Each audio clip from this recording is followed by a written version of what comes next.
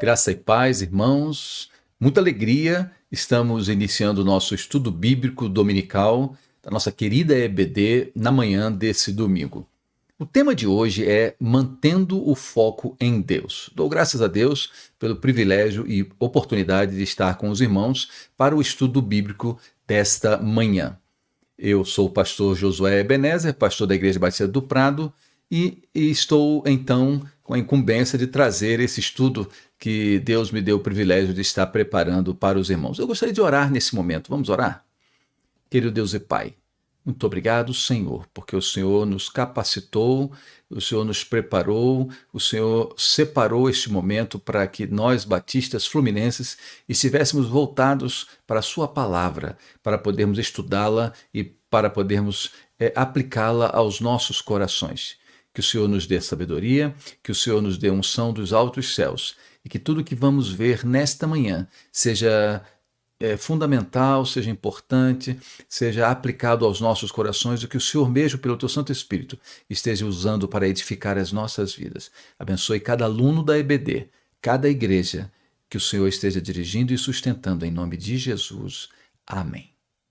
Como dissemos, o tema do nosso estudo é mantendo o foco em Deus. E nós vamos estar trabalhando no livro de Esdras, esse livro tão rico em todos os seus ensinamentos para as nossas vidas. Nós vamos estar trabalhando esse período em que houve um projeto, uma proposta de reconstrução do Templo de Salomão, e Zorobabel é quem está à frente desse projeto, e a gente vai revisitar esse livro para então descobrirmos aquilo que Deus tem para os nossos corações nesta manhã. Eu gostaria de lembrar que o pano de fundo desse livro de Esdras é exatamente a reconstrução do Templo de Salomão. Ele faz o registro do cumprimento dessa promessa que fora feita ao povo de Israel de um retorno ao seu território. Está escrito lá: tornarei a trazer-vos ao lugar de onde vos transportei. E isso iria acontecer depois de se cumprirem 70 anos de cativeiro. Vejam que Jeremias quem tem essa incumbência. Alguns textos declaram isso, como por exemplo Jeremias 25:11, 2 Crônicas 36:21, Jeremias 29:10, Jeremias 29:14. São textos que retratam esse tempo em que Deus faria isso. A reconstrução do templo em Jerusalém, né? E, por exemplo, lá em Jeremias 25:11, e essas nações servirão ao rei de Babilônia 70 anos. Né? 2 Crônicas 36:21, a palavra do Senhor pela boca de Jeremias, até que os 70 anos se cumpriram. Eu estou fazendo esses destaques conforme está aí destacado no registro do texto bíblico que vocês estão vendo. Né? Passados 70 anos em Babilônia, então vai tornar a levá-los ao lugar de onde eles saíram. Né? E Jeremias 29:14, nós temos aí: tornarei a trazer-vos ao lugar de onde vos transportei.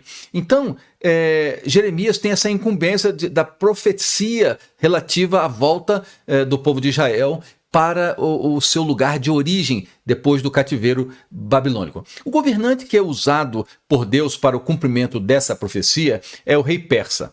O rei persa chamado Ciro, que faz publicar um édito sobre a questão. Esse édito é muito interessante porque nós temos alguns registros históricos que dão conta desse édito que foi feito por Ciro.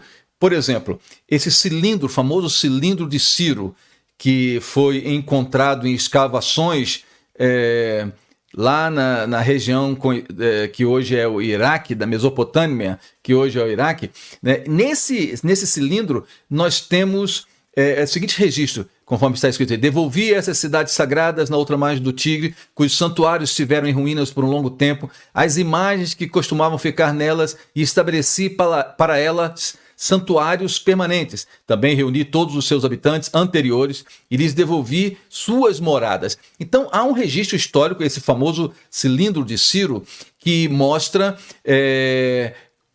como que Ciro fez isso. Né? Ele ele fez retornar os povos aos seus lugares e ele fez com que eles recuperassem utensílios, móveis dos templos. Isso não foi só em relação ao povo judeu, não, em relação a outros povos também. E foi uma estratégia política que Ciro adotou, né? Mas agora nós vamos ver que o seguinte: se Ciro foi o imperador persa usado por Deus para o retorno a Jerusalém, na verdade, a reconstrução do templo não foi com ele. A reconstrução do templo foi com Dario I, que governou dos anos 522 a.C. até 485 a.C., né? E agora, pelo texto, que é o texto básico da nossa lição de hoje, que é o texto que se encontra em Esdras, capítulo 4, versículos 1 a 3, um trecho pequenininho, são apenas 3 versículos, mas daí nós temos as informações necessárias para a temática de hoje, que é manter o foco em Deus. E a gente vai ver por que nessa questão de reconstrução do Templo de Jerusalém, nessa questão de Zorobabel e Josué terem sido esses líderes e outros líderes do povo de Deus que foram usados nesse tempo para a restauração do templo ao Senhor. Nós vamos ver por que isso, né? Por que isso se dá desse jeito. Então, como dissemos, Zorobabel e Josué vão ser esses líderes. Estava nas mãos deles a tarefa da reconstrução do templo de Salomão. E agora nós vamos ver que isso não era uma tarefa fácil, que alguns obstáculos aconteceriam. Às vezes na vida a gente fica vendo isso, acontece isso com a gente. A gente vai cumprir uma coisa, fazer uma coisa, e a gente vê que obstáculos se nos avizinham e se acercam de nós e vêm para atrapalhar o nosso trabalho e o nosso empreendimento, seja material ou seja espiritual. Isso não foi diferente com o povo de Deus. Então nós vamos estudar esses acontecimentos esperando que possamos aplicar tudo isso para a nossa vida de hoje. E de que forma o que Zorobabel e o que Josué passaram na reconstrução do Templo de Jerusalém pode nos ajudar a enfrentar inimigos e oposições hoje no nosso trabalho para com Deus. Então o estudo de hoje propõe-se a isso, né? Nós recebemos missão da parte de Deus para a nossa vida. Nós somos chamados para um trabalho. Nós somos convocados para sermos representantes de Deus nessa terra. E nós vamos encontrar opositores em nossas vidas, assim como Zorobabel e Josué encontraram na reconstrução do Templo de Salomão. Eu vou usar, se os irmãos me permitem, um exemplo pessoal para ilustrar essa questão. Descobrir, para mim, que era diabético, foi uma experiência muito traumática. Eu subi para pregar ao púlpito, de repente abri a Bíblia para ler e quando tentei ler não consegui. As letrinhas estavam fugidias, pequenas e trêmulas. Eu tive que chamar alguém para ler para mim e, graças a Deus, eu consegui pregar e depois esse problema foi contornado. Hoje eu estou enxergando bem, apesar do óculos, né? Apesar da minha idade também. Para a minha idade eu estou enxergando muito bem. Mas descobrir isso foi uma experiência muito traumática, porque estava tudo fora de foco. Eu não conseguia enxergar aquelas letras miúdas. E meus irmãos, meu querido aluno da EBD, eu quero convidá-lo a essa reflexão. Nós não podemos perder o foco em relação às coisas de Deus para a nossa vida. Nós precisamos manter o foco em Deus e o propósito dessa lição é exatamente isso. Por quê? Graças a Deus que, naquela ocasião que eu passei por essa experiência, tive um assessor que leu a Bíblia para mim e me ajudou e foi positiva a cooperação dele. Mas nem sempre aqueles que se propõem a ajudar-nos em nossas tarefas vão ser cooperadores que vão contribuir positivamente para a gente, como foi o caso aqui de Zorobabel e de Josué, que tiveram opositores e que se ofereceram para ajudar na reconstrução do Templo de Salomão, que na verdade não queriam o bem, queriam o mal, na verdade não viriam somar, mas viriam desagregar. Então a gente precisa ter cuidado com isso. Nem todos que vêm para ajudar estarão ajudando-nos de fato. Há cooperadores que vêm para atrapalhar e nós precisamos estar atentos quanto a isso. É o que acontece no texto que nós estamos estudando. Vamos então ao primeiro ponto do nosso estudo. Ser, mas não pertencer. Essa é a questão que deve nos fazer pensar nesse momento. Ser, mas não pertencer. Tanto Ciro quanto Dario, os reis persas, eles estavam determinados a cooperar na reconstrução de Jerusalém, exatamente do Templo de Salomão ali. Isso pode parecer muito estranho para muitos. É óbvio que tudo isso fazia parte de estratégias políticas deles. Nós sabemos que o Império Persa possuía unidades administrativas que eles chamavam de satrapias, e cada satrapia tinha um sátrapa que administrava aquele lugar. A gente conhece muito essa expressão pelo livro de Daniel, aparece muito lá, né? Mas nos livros de Esdras e Neemias também aparece essa expressão. Então eram administradores de unidades administrativas do reinado persa, que cuidavam de determinadas regiões. E esses reis persas, concediam isso a fim de que eles pudessem ter o total domínio do seu império, que crescia cada vez mais, né? Então, para eles voltaram a dar uma certa autonomia, voltaram a fazer com que os cativos retornassem às suas terras, devolveram alguns utensílios e permitiram reconstruções. O que eles queriam com isso? Eles queriam paz lá nessas unidades. Claro, o líder que administrava, o sátrapa, ele administrava, e claro, duas coisas eram fundamentais para os imperadores persas. Primeiro, a manutenção da ordem, a paz, a harmonia do lugar. Segundo, obviamente, o recolhimento de impostos, o pagamento das taxas devidas. Se tudo isso estivesse funcionando, o demais, a religião, a cultura, o que acontecia ali, isso não era problema deles, eles não se incomodavam. Então, nesse contexto, a gente vai perceber que tinha interesse político, mas a gente tem que perceber que Deus estava sobre isso. Deus estava sobre todas as coisas. Deus estava sobre Dario I, Deus estava sobre Ciro, para que o propósito dele de reunificação do seu povo acontecesse. E isso começou pelo Templo de Salomão, no seu reerguimento, e depois, mais tarde, com Neemias, a gente vai ver posteriormente na reconstrução dos muros de Jerusalém, que voltariam a dar identidade nacional ao povo de Israel. Então, isso revela o fato de que, se Deus, por um lado, tem um povo especial, um povo separado, e ele em Abraão separou o povo hebreu para fazer dele uma grande nação e fazer de Abraão pai de grandes nações, por outro lado, não importa que povo seja, não importa onde esteja, não importa se essa gente é ateia ou se é crédula, não importa se é temente a Deus ou não, não importa de que tipo, de que gênero, de que forma for, todos somos do Senhor. Isso está claro no Salmo 24:1, todos somos do Senhor. E Deus usa quem Ele quer.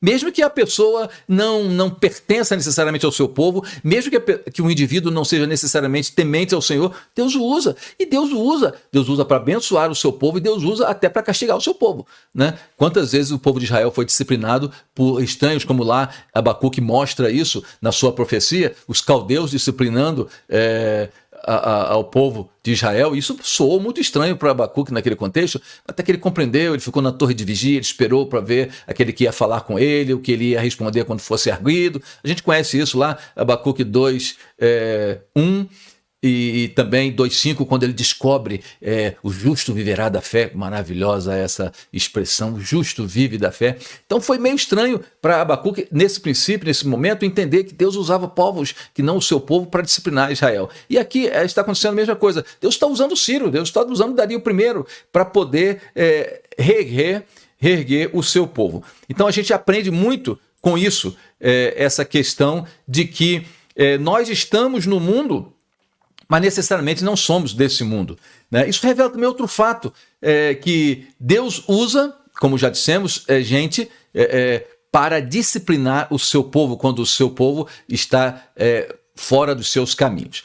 Além disso, a rotina da vida pode nos fazer esquecer uma coisa fundamental que Paulo falou aos Filipenses, né? Lá em Filipenses 3:15, acerca de sermos cidadãos de duas pátrias. Nós estamos nesse mundo, mas não pertencemos a esse mundo, nós somos forasteiros aqui, nós somos cidadãos da terra celestial, da pátria celestial, onde nos aguarda Jesus para vivermos na glória. Então a gente não pode perder essa perspectiva. Somos deste mundo porque humanos somos, Deus nos colocou aqui para sermos felizes e que a gente procure ser feliz, mas nós não pertencemos a este mundo. Jesus nos aguarda no seu reino. Então quero destacar esse fato para lembrar que o cristão, ele só conseguirá cumprir a sua missão se ele se mantiver em foco, se ele tornando a sua vida satisfatória, cumprindo a vontade de Deus, priorizando não as questões humanas, mas priorizando o reino de Deus e a sua justiça na sua vida. Nós precisamos ter consciência de missão, né? Precisamos ter consciência de missão para fazer a vontade do Senhor, para seguir ao Senhor, para obedecê-lo e para que a gente caminhe segundo a sua vontade.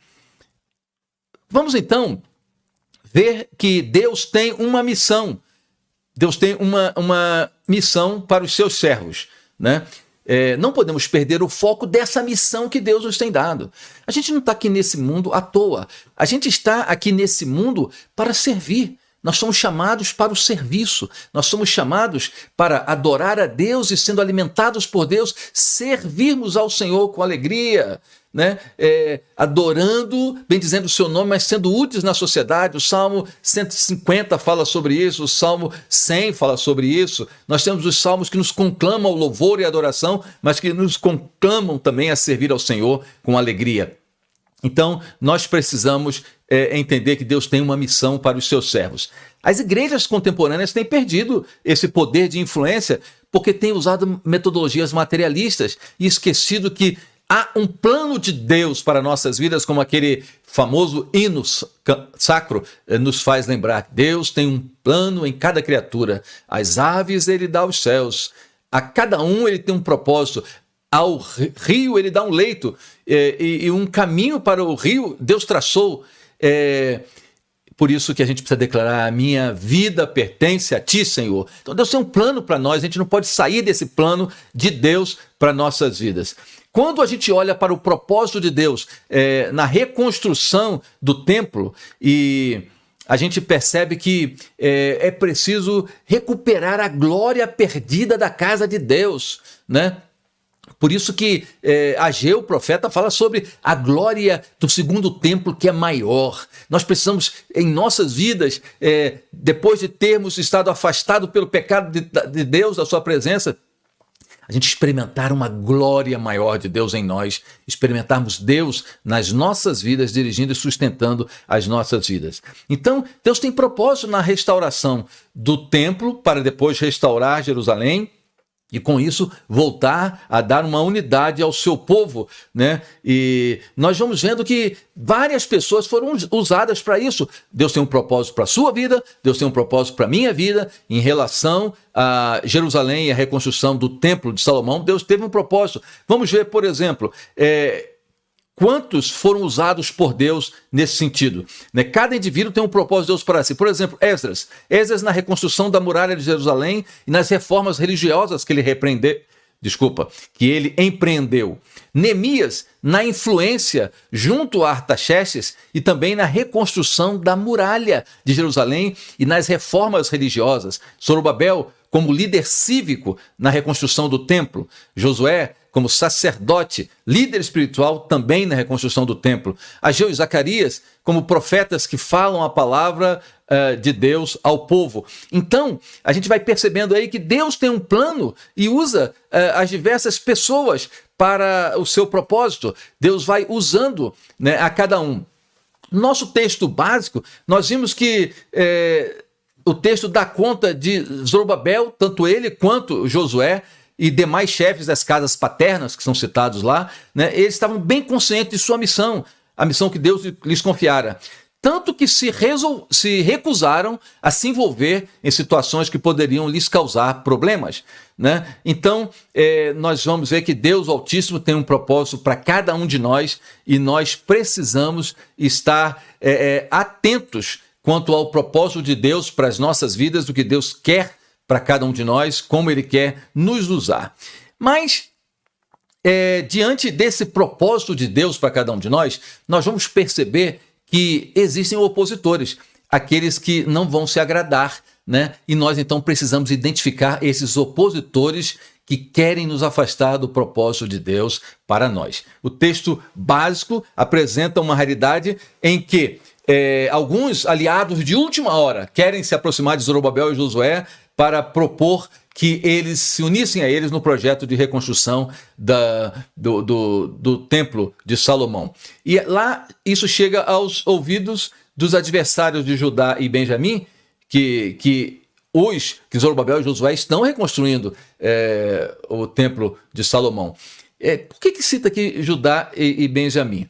Porque essas eram as tribos que estavam mais representativas ali em Jerusalém, né? Nós vamos entender essa declaração diante das circunstâncias daquele momento, né? O contexto político daquela situação do Império Persa. O cenário ele foi sendo reconstruído aos poucos, né? Se o decreto de Ciro, em 538 a.C., levou cerca de 50 mil pessoas de volta para Jerusalém, a gente vai entender o seguinte: muita gente não quis voltar. Muita gente não voltou de imediato.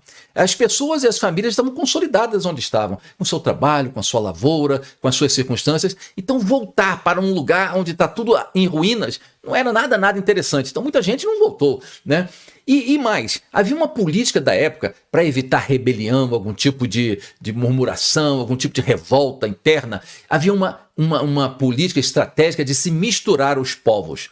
Foi daí, por exemplo, que surgiram os samaritanos. Era essa mistura de gente hebreia com outros povos ali daquele lugar que deu origem aos samaritanos. E é essa gente samaritana que Zorobabel e Josué reencontram quando vão chegar ali em Jerusalém com esse propósito da reconstrução do Templo de Salomão. E aí a gente vê que por que houve a recusa?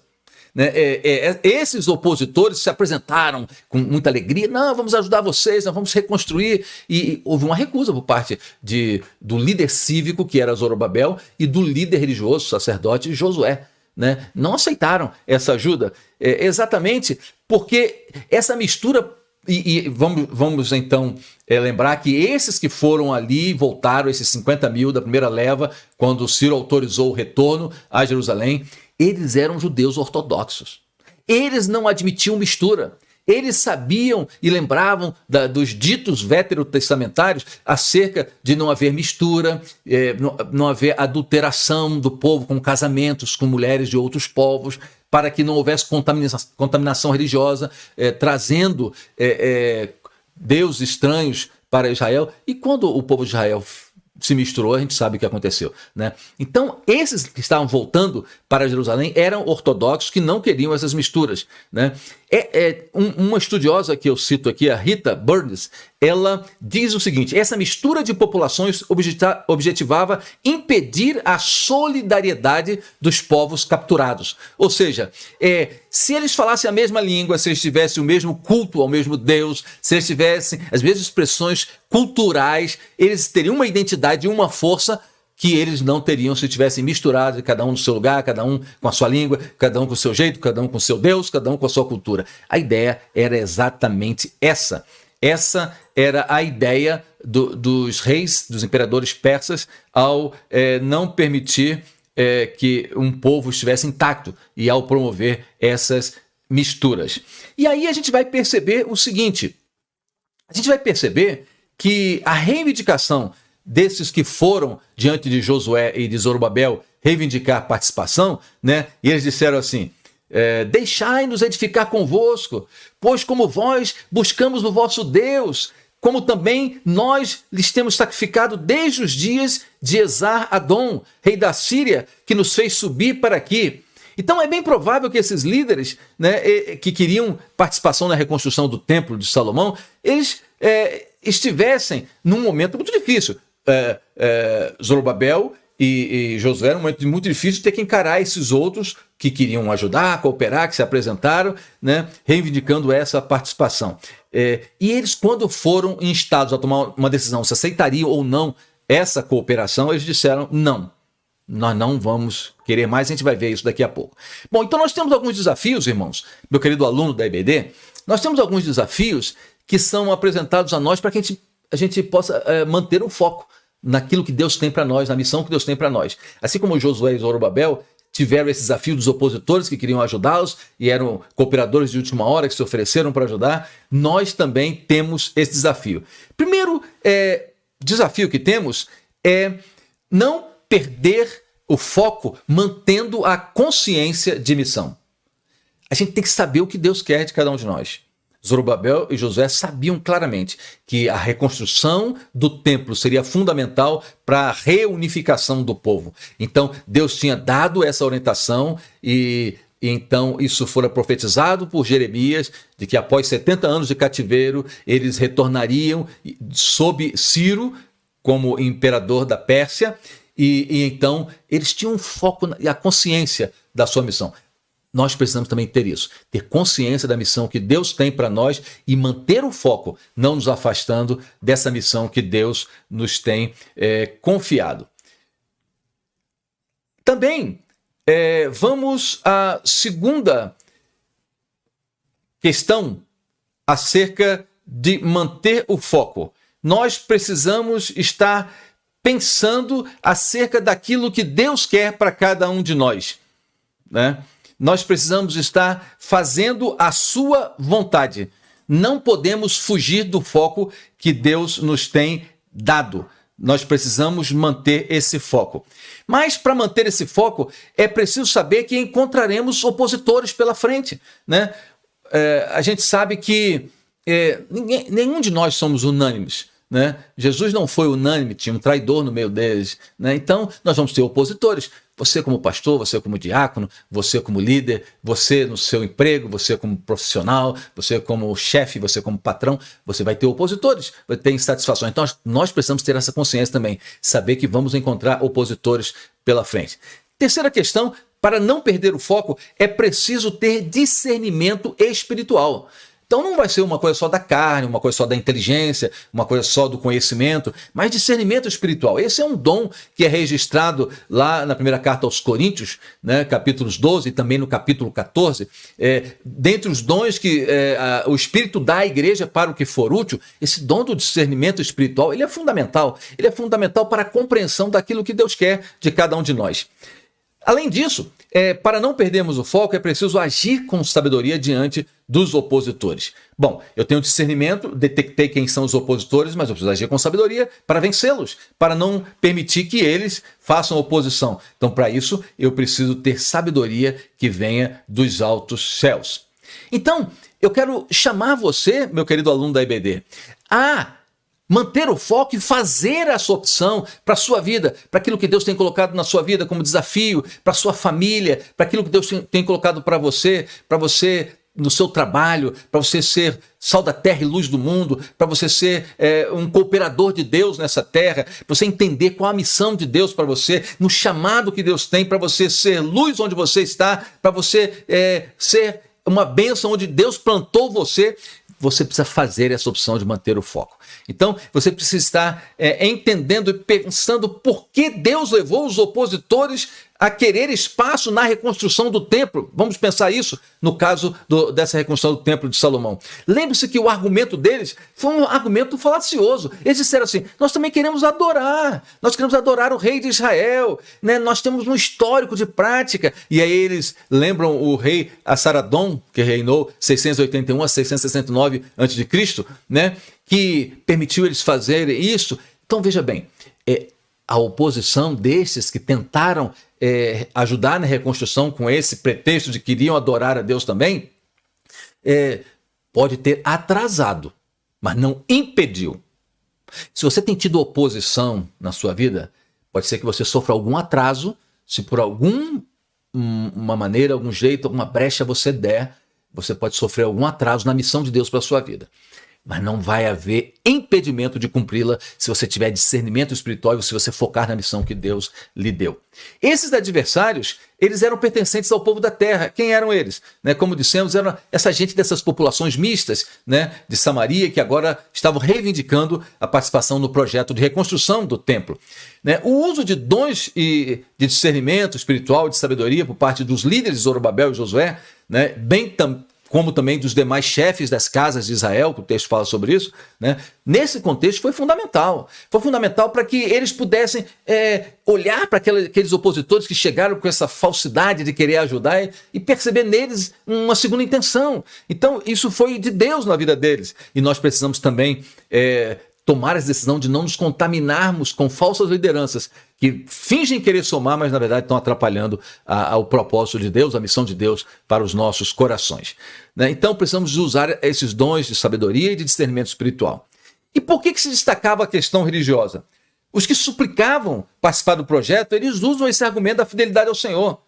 Mas esses judeus que estão sendo encabeçados por Zorobabel, né, há fortes indícios de que ele era descendente da casa de Davi, representavam essa ortodoxia judaica. E por conta da avaliação que fazem desses misturados, os samaritanos, eles recusam o pedido, fazendo alusão à ordem de Ciro. Eles foram muito sábios. Eles aludem à ordem de Ciro dizendo que não, vai ser Israel que vai reconstruir. Então eles conseguem afastar esses que estão querendo participar, mostrando isso, mostrando que eles tinham parte nesse projeto, pertencia a eles, conforme designado pelo Ciro, né, no seu edito, né, para eles fazerem isto.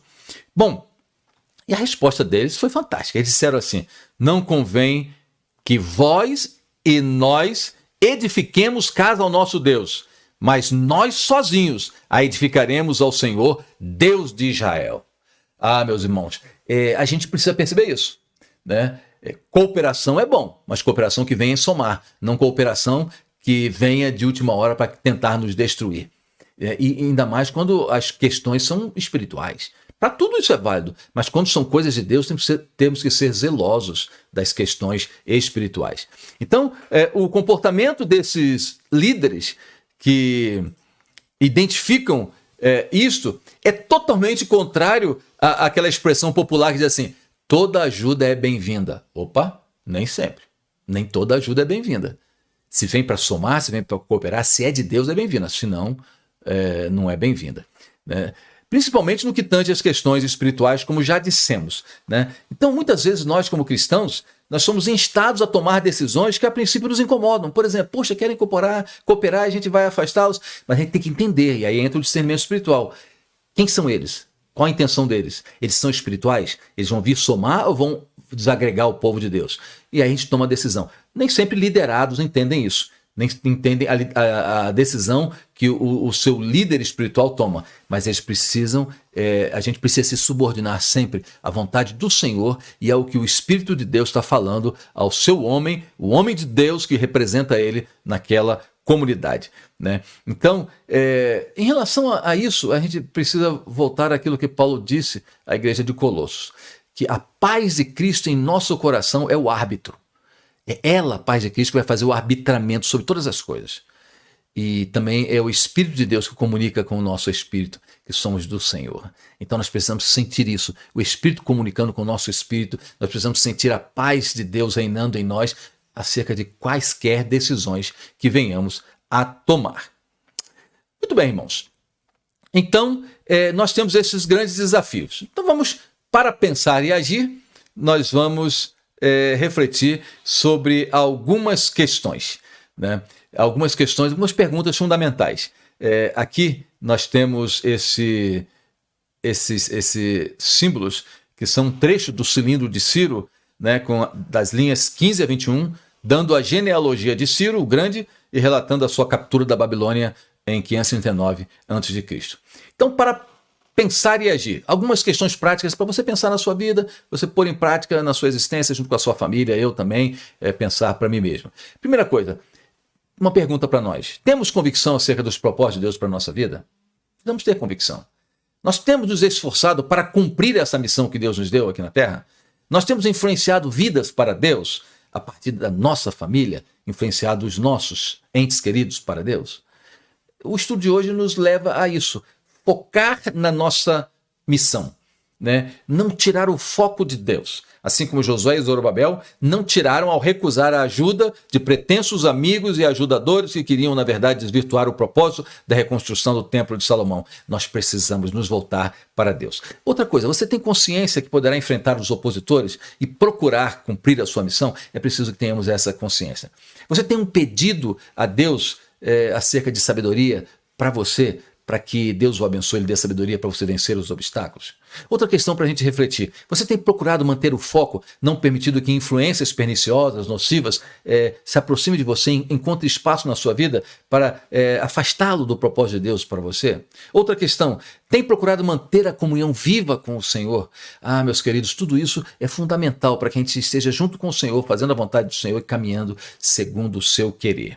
Você tem exercido o discernimento espiritual? é outra questão que quero levantar, para que você possa ter condições de avaliar como você está caminhando, se você está desviado ou não da vontade do Senhor, se você tem se deixado seduzir por ofertas tentadoras desse mundo e aquele primeiro amor foi se esfriando na sua vida. Como é que está isso em você? Não deixe que nada neste mundo tire o foco da presença de Deus e da missão que Deus tem para você, para a sua vida, para a sua organização, para a sua família, para a sua igreja, para o seu trabalho, para que você mantenha-se firme nos propósitos do Senhor para você, para que você continue sendo um abençoado e a sua vida abençoada totalmente por Deus. O meu desejo, o meu propósito é que o Senhor Deus nos abençoe. Que o Senhor Deus faça com que essa experiência de Josué e Zorobabel, na reconstrução do Templo de Salomão, em que foram abordados por pretensos ajudadores que eles tiveram a recusar, mesmo eles falando que era uma ajuda espiritual, porque eles queriam adorar também, que isso, a reflexão acerca disso, na palavra do Senhor, nos ajude a caminhar, buscando a vontade de Deus, a fazer essa vontade, a entender os propósitos de Deus para a nossa vida, e a como eles que foram incisivos, enfáticos em recusar essa oferta de ajuda, porque sabiam que elas não iam aproximá-los de Deus, que a gente também possa recusar qualquer coisa que nos afaste de Deus. Mantenha o foco, cuide da sua vida espiritual, cuide do seu testemunho, cuide da sua missão, exerça a sua vocação, abençoe outras vidas, faça discípulos, porque para isso Deus nos colocou nesse mundo. E que Deus, portanto, nos abençoe. Um abraço, foi muito bom estar com você. Eu espero que esse momento, mesmo que corrido, mesmo que dessa forma corrida, possa ter ajudado você e cooperado com a sua vida espiritual. Que Deus, portanto, abençoe a cada um de nós. É a minha oração. Amém.